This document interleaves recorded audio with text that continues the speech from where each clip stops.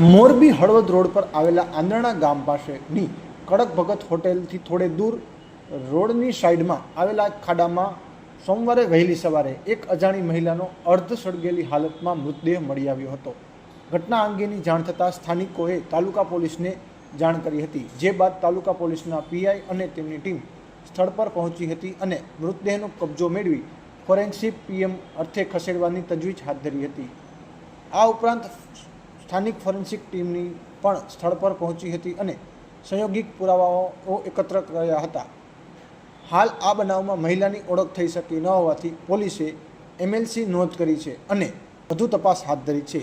મહિલાનો મૃતદેહ જે હાલતમાં મળી આવ્યો હતો તે જોતાં મહિલાની હત્યા થઈ હોય અને પુરાવાઓ નાશ કરવા માટે તેને સળગાવવામાં આવી હોવાના આશંકાઓ સેવાઈ રહી છે. જોકે સમગ્ર ઘટના અંગેની ઝીણવટપૂર્વક તપાસ માટે પોલીસ ફોરેન્સિક પીએમના રિપોર્ટની રાહ જોઈ રહી છે. આ રિપોર્ટ આવ્યા બાદ સમગ્ર હકીકત સામે આવે તેવી શક્યતાઓ સેવાઈ રહી છે.